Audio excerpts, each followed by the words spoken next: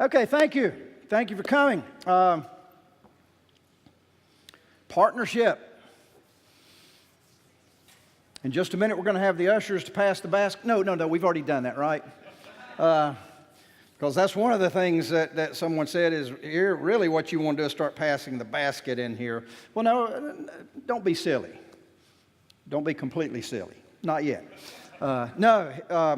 What we told you when we started partnership, and we're so new at this, we're young at it, we're an infant at it. We're just trying to figure out what we want to do with each other. Some of you have actually gotten more involved in the church because you feel a partnership with us.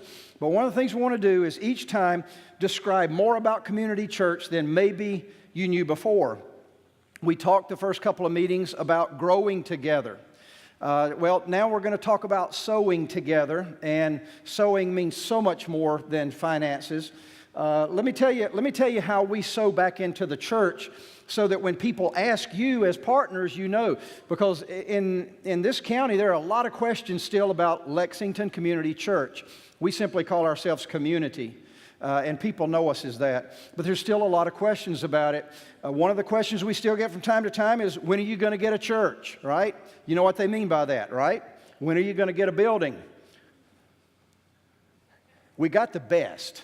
I mean, there's not a place in Davidson County any better than this, so we have a building.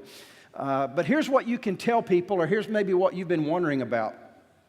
When Jackie and I started the church with four people, it was just our family. And then within a week, as Roger Worley mentioned last week, had 128 people to come to the first service, which kind of blew us away. So we knew we were on to something. But I sought wisdom from pastors all over the country. Jackie was asking for prayer from churches that we knew all over America. And one of the things that a very wise pastor said to me up front, he said, look, with the money that's going to come into your church, you can build a small building, or you can hire a few staff people. You cannot do both. You can't do both as a young church. And I just looked at that and I thought, well, I've never seen a building really assist someone in a life change, but I have seen that work in people. So Jackie and I decided, we said, if we have extra money, if we have extra income, we would rather put that income into people who can make a difference for the community rather than just a building. So we said, well, we'll lease or we'll borrow, beg, rent, and that's what we did. That was the decision that we made. 20 years later, you see, we're still adolescents as a church, but we do own a piece of property now, actually two pieces of property. One we purchased, one was given to us, 27.5 acres given to us on Beesicker Road. But the Commons or the Event Center, that is our building now. That's your building. And so we're starting the process of seeing that we can branch out a little bit, but we still believe that people are the ones who change people. And Jackie and we've tried to really be prudent and diligent to hire the best people we can hire. So what I want to do today to show you how we have sown back into the community. Last month I introduced the elders to you. Today I want to introduce the staff to you. Some of you are going to say, I know all those guys, but we're going to try to tell you a few things maybe you don't know. So if you are currently on our staff, if you'll just come up and grab a seat, I want to talk to you about each one of these guys for just a minute.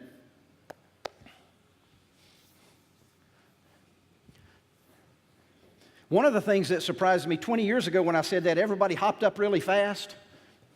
But now it's kind of like, I don't know how they got old. I don't know how, I can't figure it out. Let's see. Ben, you have a microphone. I think we're on 7. Okay, man says we're on. We'll start there. Okay, I want you to look at these guys. And hey.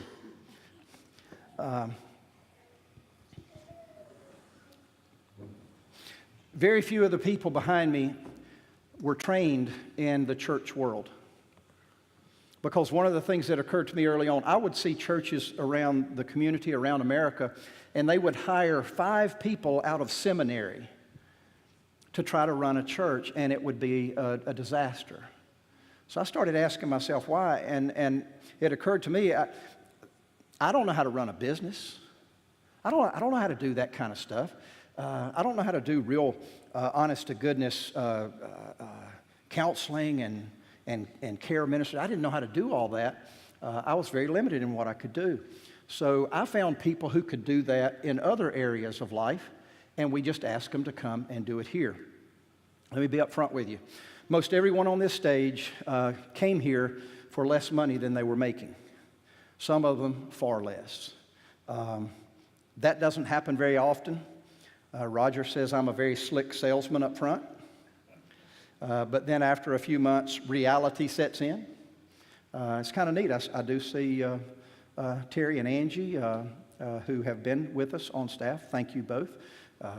They were able to retire out, and they're happier now than they've ever been. If there's anyone else that I've missed, I apologize for that. But I want to take a few minutes with each person and introduce to you how what you're doing is actually sowing back into the community. First one, Roger Worley. Yeah, I'm going to need you to come up. You're just going to have to take front and center, each one of you. Everybody in town was saying, Eric, you need to hire a youth pastor. You need to hire a youth pastor. You got to have kids. You got to have children. And as Jackie and I talked about it, Jackie used to say, you kind of have the mentality of a youth. So she said, you probably ought to hire somebody that's wiser than you. So I looked around, and there were hundreds. But I found Roger Worley, and Roger was very successful in business. But he was also successful in the scriptures. And I just remember the day I said, would you come with us? And a week later, he said, I will. And I'd forgotten I asked him. And I said, what are we talking about? But Roger, if you'll kind of tell how you came to community and about the 14 different jobs we've asked you to do here. Well, it really is neat when Eric is talking. I think about, first of all, when he woke you up during the night, you're going to begin a church. And as you look back over the last 20 years and you see all the different people involved, you can see how he was preparing other people's lives to be a part of this ministry. I think about even when I was in service, what I did there in textiles, worked my way up through that, became through industrial engineering, job studies, all this kind of stuff, and supervision, and then began to own business and developed the insurance business and worked with people all of my life. So I had no idea. I thought I was ready to kind of cool it there, and then I met Eric, and that changed everything. So I can see how God used that. But he was preparing me to be able to do a lot of the different roles that I've been a part of in your life. So I can see how that works. I hope you guys can. Community, to me, is it's just so unique. As I sat there this morning, I listened to the message. I'd see the opportunities that we have, and through Eric's leadership and how the God's worked with him, I can tell you this: the major areas that people need help in their lives, God has brought people together on this stage and staff who are equipped, and He's trained them to be able to help people with the major events in their life. So I don't know all the different roles. I began to assist Eric teaching on Wednesday nights. God just, the way He worked that out. I think you asked me to do it for 2 or 3 weeks, and it took about 15 years. So we worked together there, and then as far as working with the staff, I think I've been working in that area, executive pastor, for the last 3 or 4 years. But it's really neat when you work with people and you see people come into agreement with God's purpose in their lives and how it matches up with the purpose that He's given us in our church, and then you see that balance and that harmony. So it's been fun. It's been fun. But we are 20 years older than when we started. Yeah, sure are. Thank you, Roger. Yeah, you can do that. It's okay. Sam Maphis I met in 1974. We were in high school together, and then we quickly lost touch and then regained some of our relationship in '89. But Sam, come on up, and you can tell them kind of how you got to working here. I will say this: we didn't know how to hire. We didn't know how to do money. Sam was a very successful person in the oil industry, and I didn't know what we were going to do, so I knew that his wife Jackie kept their books. So I said, okay, I'm just going to write down a number, and you write down a number that Sam can come for. And honestly, the same number. Now, I found out later he was going to come for less, and oh man, I blew it. But it was just uncanny that Jackie and I were kind of hitting, his wife Jackie, were hitting on the same thing. Sam, how did you get here, and tell them what you do? Well, you're going to find out real quick that one of my gifts is not speaking. You can tell how comfortable Roger is, so I won't be that long, and I'll be quicker. Okay, sorry. See, already. We came, I'd been at Quality Oil Company in Winston-Salem for about 11 years, and during that period I accepted Jesus Christ as my Savior, and we were attending church when it was convenient for me when we were home from playing softball. After I gave my life to Christ, I got heavily involved here at Community, felt like it was my home, and Jackie and I both got deeply involved, and I felt like I had some abilities to help in several ways. At that time we were growing real quick, and I just watched a lot of the pressures that Eric and Jackie were going through and felt like I could help. So I started volunteering, and Eric and I kind of rekindled our friendship, and he and I started talking back and forth about some ways I could help, so I started giving time, and I guess it was about 2 years. He wanted me to come on board. I didn't want to come on board, didn't feel worthy, no degree in ministry at all. Jackie and I were talking about finances and stuff, and we both were praying about it, and then finally we all came together and decided it was time, and from there, here I am, 12 years later. Thank you, Sam. Tasha McMillian was an executive with Ralph Lauren. And the first time we were in a group meeting together, I didn't know what Ralph Lauren was. And for some reason, I don't know why I made the comment, I said, who would wear the clothes with the stupid little pony on it? I did. And my wife Jackie's over there like, she worked for the stupid company, be quiet. But Tasha, you were with Ralph Lauren for a good while in management, and we got you somehow. So tell us about that. Okay. I was wearing a big polo pony shirt, too. It was the big giant one. Hey, y'all.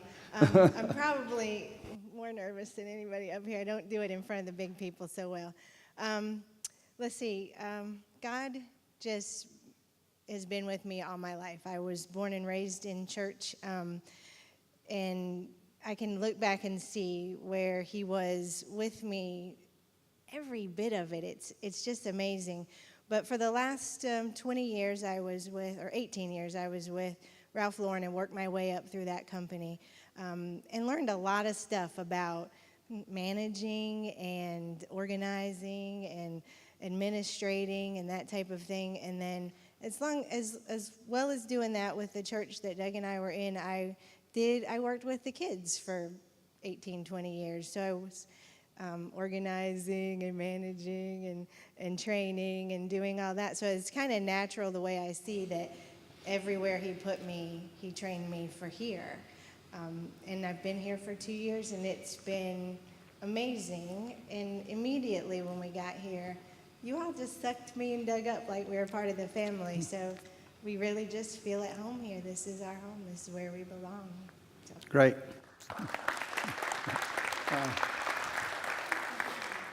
It wasn't long after we started Community, we needed a little bit of secretarial help, so we hired a lady. She started out as volunteer. We brought her on part-time. And then as Roger came on to work, he just needed a lot. He knew how to work assistants into the system. I didn't. And he said, there's this lady named Betty I think would be pretty good here, so why don't we talk to her? And Betty will have to tell you how long that's been, but Betty Gunter has been with us a long time. I was introducing a friend from another city to some of the staff at our office one day, and the only thing that popped out, I just said, Betty Gunter's the gatekeeper. Nobody gets through anywhere. And she's not mean or hostile or anything, but just nobody gets through the gate without Betty knowing it. And I try to sneak in every now and then and use the copier. I mean, she's got ears. It's just amazing. She hears me from doors away, like, stay away from that copier, because I don't do well with that kind of machinery. But Betty, come up and tell them how and when you got here and kind of what you do. do a lot of things, but not speaking. Okay. Speaking is not one of them. Well, I'll stand right here, Thank and you. I'll Can I fill talk in. to you? Can Yeah, I just talk sure. to you? I'd rather talk to Alex, but that's okay. I actually came to community church. I was invited by my son and daughter-in-law. They had been asking me to come for probably a year, and I finally came one Sunday. Enjoyed it, but didn't come back for a year. A year later, we had baptism at Dan and Terry's home, and I could not tell you what Eric talked about, who was there, but God told me that I should be at community. And I've been here ever since. That was in August of 1999. I worked in furniture for quite a while. Ended up leaving from there and took a year off, which God granted me that year. And then I was asked by Roger and Eric if I would come on board and work with Roger doing Wednesday night Bible study. I ran copies, made books, did all of that for Roger. We would meet a couple times a week, and I thoroughly enjoyed our times together because we would do about 10 minutes of work, and then we'd do an hour of Bible study with Roger, which is always good. But I moved from working with Roger into doing a little bit of everything. I handle the books, I do write checks,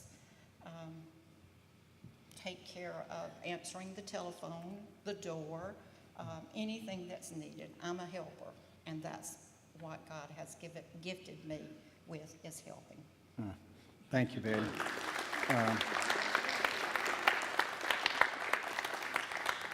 When the furniture industry left Davidson County, it hurt a lot of people. But one positive is from that, we got Betty. And that I'm thankful for. So if it hurt you, I'm sorry about that. But we were the winners with Betty. I'll get back to you. Adam Goss, it's funny, with Adam and Megan, we brought Adam's wife Megan on board. And Megan's right over there. You'll see her in just a little bit. To help us with counseling, and she's got some degrees in Christian counseling and such.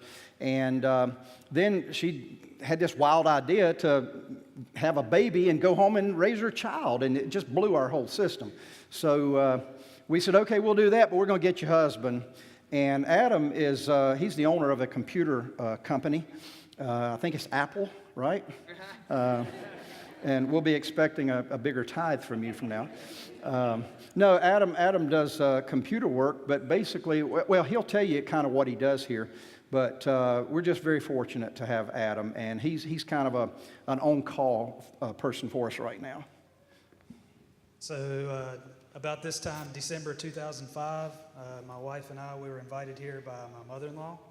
So we came to a production. We had been looking for a church that was a little different, a little more for us to be involved with. So we kind of started coming. I'd say about 2 years in, we decided that we were going to get involved, joined the tech team, started running lights. A year later, I actually took over as the leader of the tech team. And at that time, that was when I was starting my business, so taking on a lot there at one time.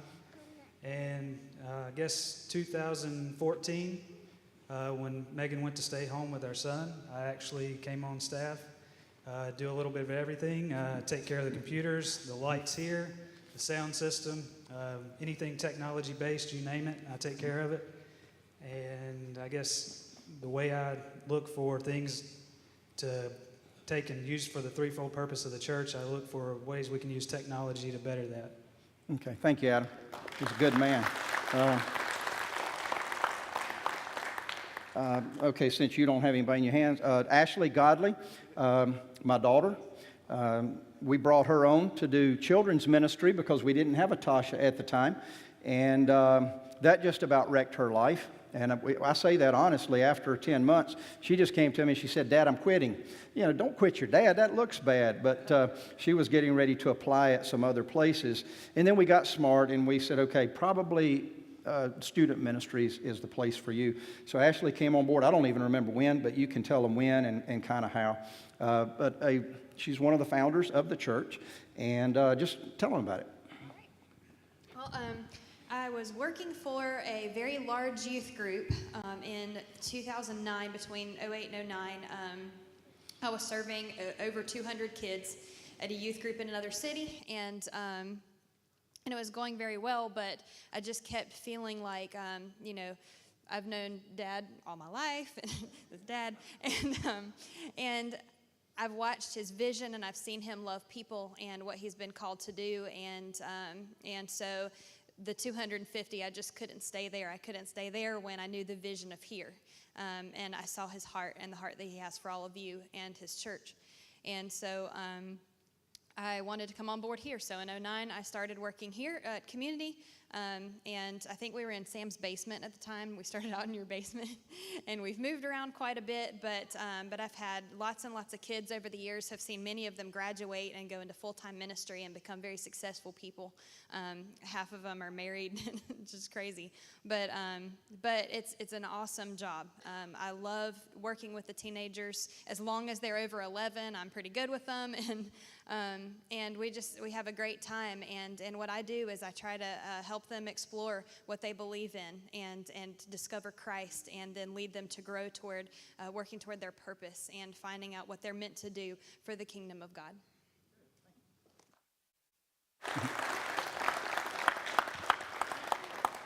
A while back when we lost a facility that we were a part of on Beesicker Road. Some of you remember that. And as soon as we lost it, Ashley lost one of the nicest youth facilities probably in the country. And she just kept on and on about, Dad, we need a place, just bugging the hound out of me. So I just got tired of it. I said, look, why don't you go find a place? 24 hours later, she calls me. She said, Dad, I found it. And no, we don't want to do that. And of course, it is our commons now. So thank you for persisting on that. Ben is Ashley's husband, happens to be my son-in-law. I didn't hire Ben. Just in case you start to wonder about, a lot of family involved there. One reason I do that is because I know who's working. But Roger and Sam saw some things in Ben that I just didn't see because I was a little bit too close to the situation. And in talking with them and praying it through, we brought Ben on. Ben was with an a bank or an insurance company. Okay, an insurance company, and he was working his way up the ladder, and we stopped that mess immediately because we brought him here, and there ain't no ladder to work up from here. But Ben, tell him just a little bit about it. So as Ashley said, she was working for a youth group, big one, around 2008, 2009. That's where I met Ashley, and because of that, that's how I met Community. I think just like working here and just like being on Praise Team, I've been drafted. None of it's been volunteer, and Roger can relate to that from the war. But when the head man's drafting you, when God's drafting you, you don't say no. It's much worse than saying no to the government. I was approached last year around July by Roger. Eric came along, and they just started talking about the future of the church. Nothing real specific, just wanted our input and just wanted to talk to us.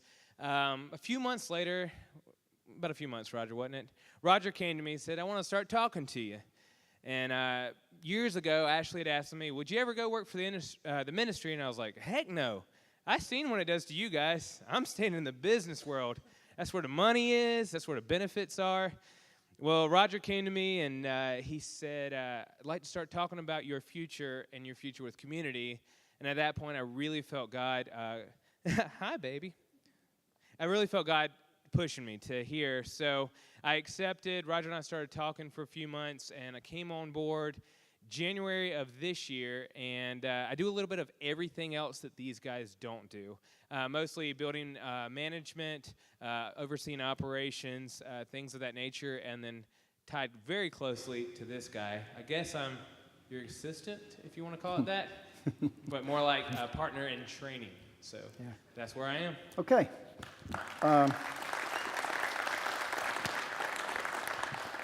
And Jackie she does our creative arts. We needed somebody to lead that, and I we don't know whether to call her an employee or not. It's kind of like you get 2 for 1, you know how that works. We're in the same household. But she agreed to do some creative arts work for us. So come up and tell them how you came to community. And Well, let's see. God woke him up in the middle of the night, and I ended up at community. Like you said, you kind of get 2 for 1. We've never really figured out if I'm a volunteer or if I'm on staff, because if I quit, it's the same income. It really doesn't change. But I know nothing about dance except having watched my girls dance, but I'm over dance ministry. I know nothing about tech except for watching what they do, but I'm over the tech ministry. And don't know anything about acting, but I'm over the drama ministry. I do know something about music, and I'm over the music ministry, but I'm just the director of all of it. But God's given me wonderful people like Adam and India Green and Sherry Yates to keep those other ministries I know nothing about going. So that's what my role is, and I'm fortunate in that I live with him, because then I always know what message is coming, so we can kind of plan what we're going to do around what he's doing, because I believe from my background, which is in nursing and education, that if we can share the message with you in multiple ways, it'll help it to sink in. So that's what we try to do. Okay, thank you for your patience. We're going to wrap it up right now, and then I hope you'll come to the gymnasium and grab a bite, and then you can go out and get real food, whatever you want to do. But yes. You're on staff? Oh, I'm on staff. Gosh, now I drew a blank. 1997 in traditional ministry, had served there 17 years, had learned a lot about church, and we just felt God saying, do a new thing. And Jackie and I started doing a new thing, and it's just progressed. And probably the backbone of the ministry is not the guys up here. The backbone of the ministry are the guys, who are doing the lion's share of the work. But that's biblical, and we'll be teaching you that in the next partner meeting, how biblical that really is, what you're doing. We could not do it without you, just couldn't, and we wouldn't even try. But thank you for that. I mentioned Terry Sullivan and Angie Fansler, and I mentioned Megan Goss, who have been a part of this staff, a very valuable part of this staff. Are there others in the room that I've missed? Okay, here's what I want to do, because again, you've been very patient, and we'll be having another partner meeting, I think maybe February, March, that era. I'd like to ask Terry and Megan and Angie, if you can, if you guys will come on up with us, and if you don't mind, if you do mind, come up anyway. Come on. All 3 of these guys put in, if you add it all up, they put in years of service as workers at Community Church, and I just don't want them to be forgotten. I know once they're not in our regular staff, guys can any guy can jump up and give the lady their seat. See, every now and then I just have to tell them. I have to teach these guys stuff. Men, get up, let the ladies have the seat. They were just tireless in the things that they did, and now they've moved on to some other things. But along with maybe 5 or 6 others who have been staff at our church over time, these guys have just been there for us, and they're still with us. They're cheering us on, and it's wonderful. So here's what I want to ask you to do. I wouldn't do this to the general church because we're a safe place, but you said you're partners, so I'm going to do it to you. I'm going to close in prayer, but I'd like for everybody to get up and come near the front of the stage and just be in prayer for this group of people. It would suit me if you put your hand out. We're not going to ask you to put it up, but come on up. Not on stage, but just come up close as you can. This is partnership, and then we're going to pray for these guys who are in the trenches every day.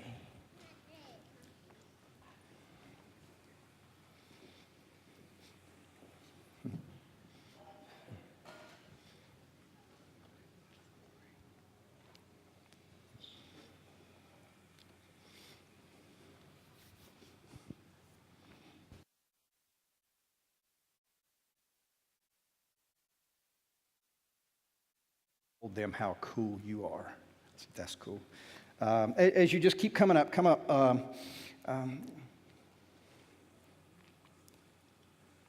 Father, sometimes I'm having difficulty in distinguishing between the people who sit here during services and your body. Because all who sit in church on Sunday mornings are not part of your son's body. They're not part of the bride of Christ because they've never said yes to him. And I'm just very careful, Lord, about how I treat them and the things that I ask them to do. But God, for partners, we assume that everybody has said yes to Jesus and they want to be a part of his body, and these people are today. The people who are standing in front of this stage, they're not collecting a paycheck. As a matter of fact, they put in rather than take out. But I want them to understand that those people who are on this stage, they put in as well.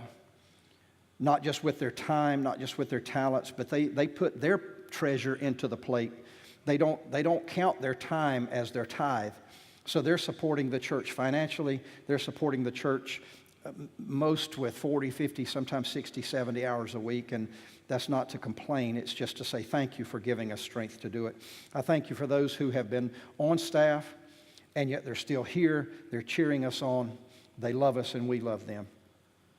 But God, I want to break the dividing walls between partner and those of us who get that paycheck, because we're all in this together. At the end of the day, it's about serving people who aren't here yet. It's about finding the lost.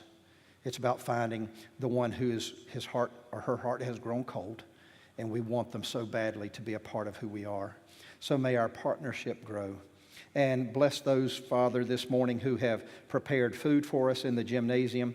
It's going to be a wonderful time just to spend maybe 15, 20, 30 minutes together getting to know one another even better. That's what partnership is, we believe.